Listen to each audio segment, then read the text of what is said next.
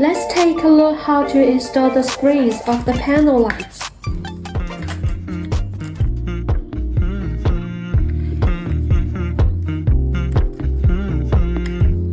As you see that this is the wrong way. Now we will show you the right ways. But first we need to taste the long side to fix the body. I love you even if it's difficult.